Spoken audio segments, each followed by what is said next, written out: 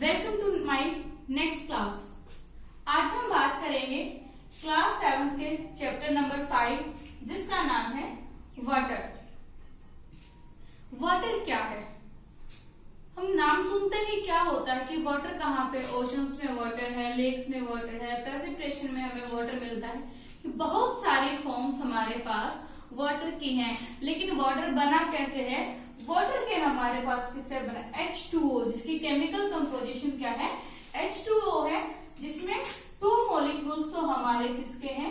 Hydrogen के, and 1 molecule हमारा किसका है? ऑक्सीजन का। ये केमिकल कंपोजिशन हमारी क्या बनाती है? वाटर। वाटर की फॉर्मेशन करती है। अर्थ पे कितना पानी है? अर्थ पे हमारे 71% वाटर है। 71% जो हमारा अर्थ का हिस्सा है वो किससे भरा हुआ है? वाटर से भरा हुआ है। अब वाटर जो है हम सदियों से देखते आ रहे हैं, आज भी देख रहे हैं डेली कि वाटर की क्वांटिटी क्या है?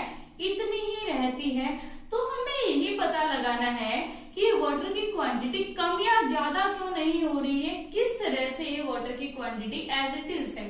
तो ये हमारी फॉर्मेशन किससे होती है? वाटर साइकिल की। ये है हमारा वाटर साइकिल, जिससे हमें पता चलेगा, क्योंकि प्रोसेस होती रहती है, वाटर साइकिल चलता रहता है, जिससे हमारा जो वाटर है वो एज इट इज रहता है, उसकी क्वांटिटी एज इट इज रहती है। कैसे होती है वाटर की process? Water cycle. Water cycle किसे बोलते हैं? The water continuously change it's form. क्या करता रहता है? अपनी फॉर्म्स को चेंज करता रहता है, लेकिन क्वांटिटी में कोई भी डिफरेंस नहीं आता। उस चीज को हम क्या बोलते हैं? Water cycle. अब देखो हमारे पास सी है, समुद्र से हमारे क्या होगा? वाटर किस वजह से होगा? हमारे पास फैक्टर क्या है जिसकी वजह से हमारी जो वाटर की फॉर्मेशन है वो चेंज हो रही है? वो है टेम्परेचर। टेम्परेचर की वजह से क्या होगा? सीज का जो वाटर है वो इवेपोरेट हो जाएगा, भाप बन के उड़ेगा, इवेपोरेशन हो जाएगा। इवेपोरेशन से क्या होगा? क्लाउड की फॉर्मेशन होगी। क्लाउड की फॉर्मेशन हो जाएगी। क्लाउड की फॉर्मेशन होते होते क्या इवेपोरेट होता रहेगा? वाटर इवेपोरेट होता ही रहेगा। और तो क्या हो जाएगा? जो ये क्लाउड्स हैं इन यहाँ पे कंडेंसेशन हो जाएगा। जो वाटर है वो यहाँ पे कंडेंस हो जाएगा। इतना कंडेंस हो जाएगा वो वाटर कि जो क्लाउड्स हैं उनकी कैपेसिटी के अकॉर्डिंग वो फुल हो जाएगा। उस टाइम पे हमारा वाटर क्या हो जाएगा? In the form of precipitation water दोबारा से अर्थ पे आ जाएगा। ठीक है, प्रेसिपिटेशन की फॉर्म। प्रेसिपिटेशन में हमारी हो सकती है रेनफॉल, हो सकती है हमारी मॉइस्ट हो सकती है, आपकी फॉग हो सकती है, उसके साथ आपकी क्या है? आइस हो सकती है। ये सभी तरीके, किसी भी तरीके से जो है प्रेसिपिटेशन मतलब वाटर का आना, उसको हम क्या बोलते हैं? फिर प्रेसिपिटेशन बोलते हैं, चाहे वो किसी भी फॉर्म में आए। तो ये हमारा क्या हो जाता है? वाटर का साइकिल कंप्लीट हो जाता है। दोबारा से ये वाटर यहाँ अर्थ पे आ गया, उसके बाद फिर से इवेपोरेट होगा, कंडेंसेशन होगा और फिर से प्रेसिपिटेशन हो जाएगी। तो this is the water cycle. Okay, अब हम देखते हैं कौन से ऐसी चीजें हैं जहां से हमें वाटर की अवेलेबिलिटी होती है। हमारे पास सीज हैं, ओशंस हैं, रिवर्स हैं, और आपके पॉन्ड्स हैं, स्प्रिंग्स हैं, ग्लेशियर्स हैं। बहुत सारे हमारे पास क्या है? ऐसे सोर्स है जहां से हमें वाटर की अवेलेबिलिटी होती है। ओके, सबसे बड़ा सोर्स जो है वाटर का वो क्या है? हमारा ओशन है। ओशन सबसे बड़ा सोर्स है, लेकिन ocean water is not a fresh water. जो ओशन का पानी है वो फ्रेश नहीं है। हम उसको अपने डेली यूज के लिए नहीं ले सकते, क्योंकि उसके अंदर क्या मिला हुआ है? सैलिनिटी, नमक की मात्रा आपके समुद्र के पानी में मिली होती है, इसलिए हम एज इट इज उसको यूज नहीं कर सकते। फ्रेश वाटर हमें मिलता है रिवर से, मिलता है पॉन्ड से, स्प्रिंग से एंड ग्लेशियर से। ये हमारे सोर्स हैं जिससे हमें फ्रेश वाटर मिलता है। अब बात करते हैं सैलिनिटी होती क्या है? नमक की मात्रा। नमक की मात्रा पानी में जब घुली होती है तो उस चीज को हम नाम देते हैं सैलिनिटी। मापते किस तरह हैं हम सैलिनिटी को, हाउ वी मेजर इट। पानी के जो पॉइंट्स है, अगर हमने मान लिया 1 लीटर जो वाटर है उसको हमने क्या मान लिया 1000, अगर पार्ट्स मान लेते हैं उसके 1000 पार्ट में जितने भी पार्ट आपके नमक के होंगे वही आपकी सैलिनिटी है उस वाटर की। अगर हम बात करते हैं हमारे वर्ल्ड में हमारा जो ओशंस हैं इनके अंदर एवरेज सैलिनिटी कितनी है वाटर में, तो वो है आपकी 35/1000। ये जो हम परसेंट के लिए यहाँ पे एक बिंदु लगाते हैं, लेकिन 1000 के लिए हम यहाँ पर 2 zeros का यूज करते हैं। 35/1000, 1000 पार्ट में वाटर के 35 पार्ट्स किसके हैं, साल्ट के हैं। तो ये है हमारी सैलिनिटी मापने का तरीका। इसके बाद हम बात करते हैं कि मैक्सिमम सैलिनिटी जो है वो किस वाटर में किस प्लेस पे हमें मिलती है। ये है मैक्सिमम सैलिनिटी मिलती है आपकी डेड सी में। डेड सी आपका जो है इजराइल में है, ठीक है। डेड सी में है आप वाटर की सैलिनिटी की क्वांटिटी 350 ग्राम पर 1000 पार्ट्स ऑफ लीटर। 350 ग्राम 1000 जो लीटर वाटर है उसके अंदर 350 ग्राम आपका साल्ट पाया जाता है। ओके, मोस्टली जो हमारा साल्ट पाया जाता है, जो साल्ट कौन सा साल्ट हमें वाटर में मिलता है, that is sodium chloride. Sodium chloride की जो हमारी मात्रा है वो बहुत ज्यादा हमें मिलती है वाटर ओशन वाटर में। सोडियम क्लोराइड मतलब NaCl। जो साल्ट हम डेली यूज में खाते हैं, खाने के लिए यूज करते हैं, वही साल्ट हमारा क्या है मैक्सिमम मिलता है कहाँ पर, हमारे ओशंस के वाटर में। अब हम बात करते हैं डिस्ट्रीब्यूशन ऑफ वाटर की, कि वाटर का डिस्ट्रीब्यूशन कहाँ कहाँ पर है और कितनी परसेंटेज में है। देखो यहाँ पर ये क्या है, हमारी परसेंटेज ऑफ वाटर है, कहाँ पर कितना वाटर पाया जाता है। सबसे पहले ओशंस की बात करते हैं, क्योंकि ओशन ही हमारा सबसे बड़ा सोर्स है वाटर का। तो यहाँ पर हमें मिलता है 97.3% of total water. Total water का 97.3% हमें मिला ओशंस में। नेक्स्ट हम आइस कैप्स की बात करते हैं, ग्लेशियर्स मतलब ग्लेशियर्स की अगर हम बात करते हैं, बर्फ के रूप में जमा हुआ वाटर है वो है हमारा 2%। हमारे पोलर रीजन है, अंटार्कटिका है, आर्कटिक है, तो वहां पर हमारा जो क्या है 2% वाटर है वो मिलता है। नेक्स्ट हमारा क्या है ग्राउंड वाटर, जमीन जो हमारा अर्थ सरफेस है इसके नीचे जितना पानी है वो है हमारा 0.68% only. Okay, next inland seas and salt lake. Inland seas और साल्ट लेक ऐसे जो हमारी लेक्स और इनलैंड जो हमारी जमीन पे है, ओशन से अलग जो हमारे ग्राउंड पे है, सरफेस पे जो सीज है, उनके अंदर पानी की क्वांटिटी हमारी है 0.009%। ओके, नेक्स्ट हम अगर एटमॉस्फेयर में बात करते हैं, क्योंकि हमने पहले भी पढ़ा है जब हम एटमॉस्फेयर पढ़ रहे थे कि जो एटमॉस्फेयर है हमारा, इसके अंदर हमें वाटर के जो ड्रॉपलेट्स है वो मिलते हैं, वाटर के पॉइंट कुछ हमें मिलते हैं, ये है 0.0019%। नेक्स्ट हम बात करते हैं फ्रेश वाटर लेक्स की। फ्रेश वाटर लेक्स में कितनी क्वांटिटी है वाटर की, वो है 0.009%। नेक्स्ट हम रिवर्स की बात करते हैं कि जो हमारी इतनी बड़ी बड़ी हमें रिवर्स दिखती हैं, इतनी लंबी लंबी रिवर्स होती हैं, बहुत सारा पानी लेके आती हैं, उन रिवर्स में हमारे टोटल वाटर का सिर्फ और सिर्फ 0.0001% जो है आपका वाटर की क्वांटिटी पाई जाती है। अब देखते हैं कि जो हमारा ये वाटर है इसमें सैलाइन वाटर भी, हमने सैलिनिटी की बात करी थी, कुछ वाटर फ्रेश वाटर। कौन सा वाटर फ्रेश और कौन सा सैलाइन है? ओशंस का जो बहुत बड़ा हमारा पार्ट है वाटर का, जो वो ही हमारा सैलाइन वाटर है। वो वाटर हमारा फ्रेश नहीं है, हम उसको यूज नहीं कर सकते हैं, तो वही वाटर हमारा सैलाइन है। और बचा हुआ ये 2.7% जो पार्ट है हमारा वाटर का, 2.7% वाटर ही हमारा फ्रेश वाटर है, जिसे हम यूज कर सकते हैं डोमेस्टिक यूज के लिए। वाटर इसलिए हमें क्या पता, यहाँ से हमें इस चीज का अनुभव होता है कि वाटर इतना एसेंशियल है और हम इसको क्या कर रहे हैं, वेस्ट कर रहे हैं बहुत ज्यादा। और सर्वाइवल के लिए हमारी बेसिक नीड है वो वाटर है, इसलिए हमें क्या करना है, वाटर को बचा के रखना है।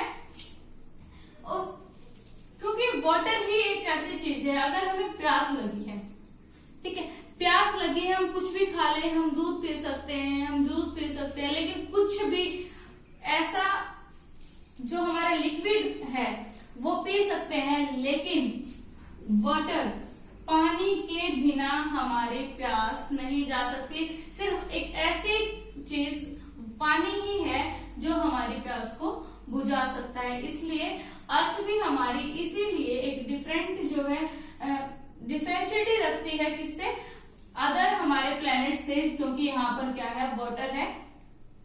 ओके, इसलिए हमें क्या है, जरूरी है पानी को बचाना। अब हम बात करेंगे नेक्स्ट कि हमारा जो ओशंस का वाटर है ये सर्कुलेट होता रहता है। ये जो सर्कुलेशन है ये क्या है, ओशंस का जो वाटर है मूवमेंट करता रहता है, उसी को हम क्या बोलते हैं, ओशन का सर्कुलेशन बोलते हैं।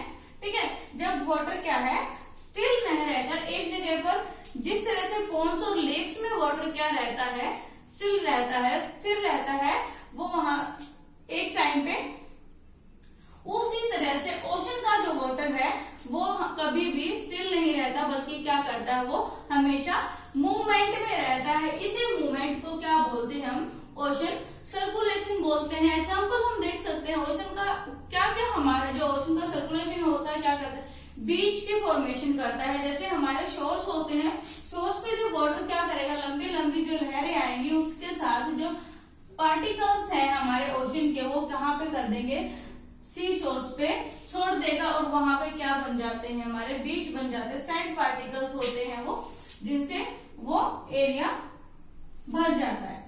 इसके बाद जो हमारे ओशन सर्कुलेशन है वो 3 टाइप का होता है। जो मूवमेंट है वाटर की, उसको हमने डिवाइड किया है 3 टाइप में। पहला है हमारा वेव्स, दूसरा है हमारा tide, and third is current. ठीक है, वेव की अगर हम बात करते हैं तो वेव क्या होता है, हम सिंपली एक एग्जांपल से समझते हैं। कोई पानी है, तालाब है पानी का, और हमने क्या करना है, उस पानी में क्या करते हैं ना, एक कुछ कंकड़ फेंक देना है, तो उस पानी के अंदर, ये पानी ठहरा हुआ था, उस पानी के अंदर क्या हो जाएंगी, एकदम ऐसे लहर उठेंगी। ठीक है, ऊपर नीचे ऐसे लहरें आएंगी। वही लहरें हमारे कहाँ पे होती हैं, same as it is waves हमारी ओशंस में होती हैं। उन्हें हम क्या बोलते हैं, वेव बोलते हैं। लेकिन ओशन तो ये नहीं है कि छोटी सी चीज नहीं है जो हमारे कंकड़ फेंकने से ही वहां पर लहरें आने लग जाएंगी। अगर ओशंस बहुत बड़े हैं तो एक्टिविटी भी बहुत बड़ी ही होगी, जिसकी वजह से ओशंस में क्या आती हैं, वेव्स आती हैं।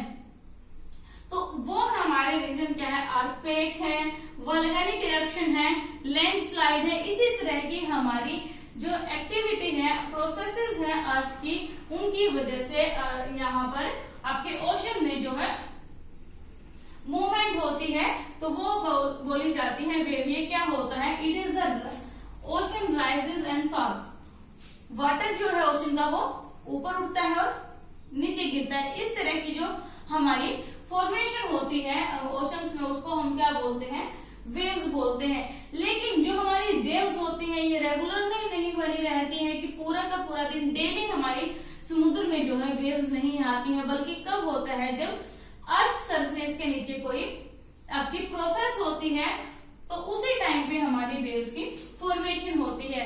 जनरली जो हमारी वेव्स होती है उनकी हाइट होती है आपकी 15 मीटर हाइट, जनरल की है 15 मीटर हाइट। लेकिन कई बार बहुत ज्यादा तेज, जैसे वोल्केनिक इरप्शन की वजह से हो सकता है, अर्थक्वेक की वजह से हो सकता है, बहुत ज्यादा जब इनकी स्पीड हो जाती है और बहुत ज्यादा हाइट हो जाती है, तो मैक्सिमम हाइट वो देखी गई है 150 मीटर हाइट।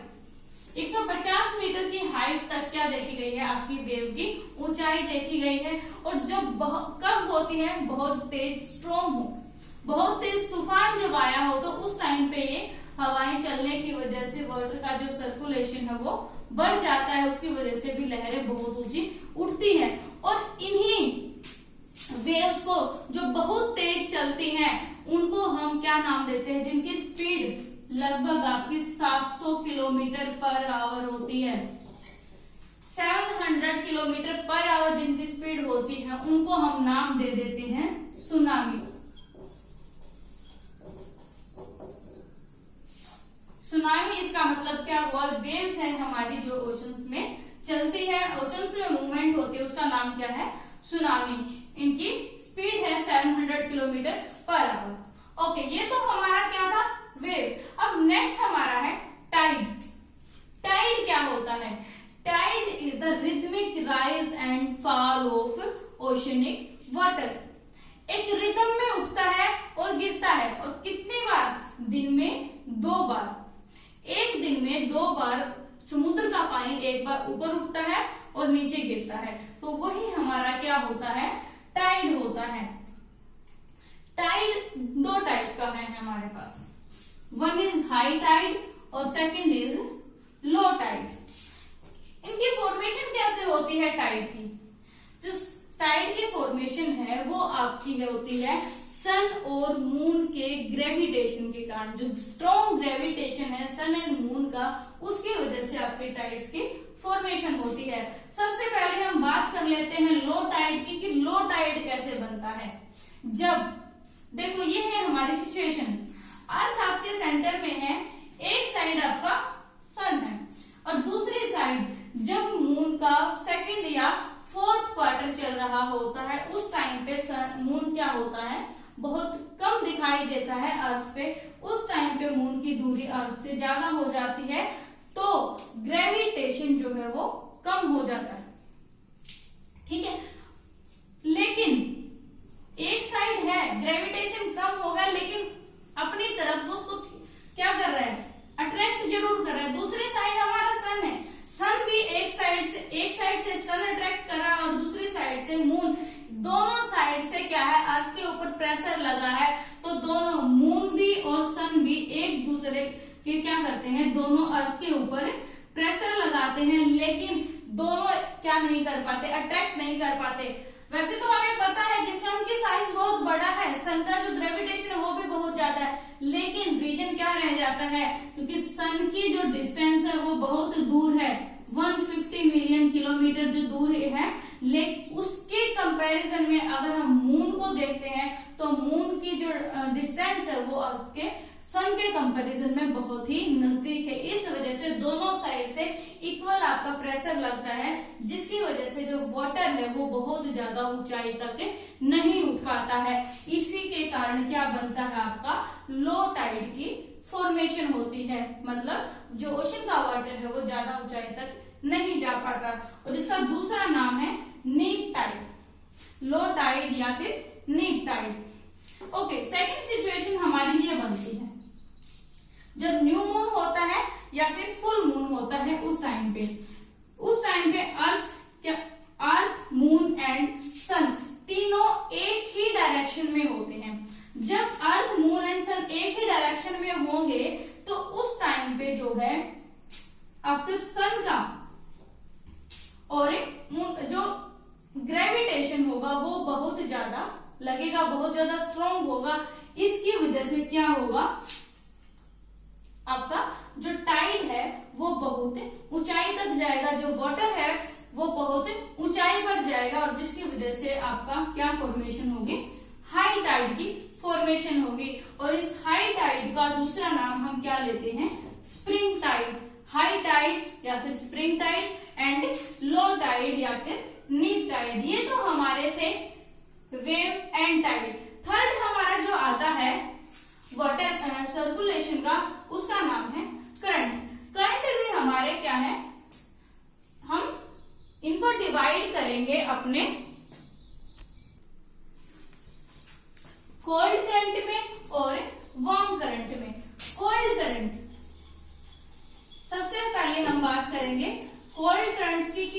करंट क्या होते हैं? करंट तो वैसे क्या है? मूवमेंट ऑफ वाटर है, एक साइड से दूसरी साइड वाटर का क्या जाना, मूव करना, वही तो हमारे करंट है। लेकिन कोल्ड और वार्म क्या मतलब क्या है? देखो हमें पता है कि सन रेज यहाँ पर सीधी गिरती है इस एरिया में, ठीक है, तो इसका मतलब यहाँ पर बहुत ज्यादा क्या है, गर्मी है, ये ठीक है, गर्म एरिया है, हॉट एरिया है ये, ठीक है। ये हमारे क्या यहाँ पर जो हमारी सन रेज है बहुत ही कम पहुंच पाती है, जिसकी वजह से जो पोलर एरियाज हैं हमारे वो कोल्ड है, ठंडे हैं।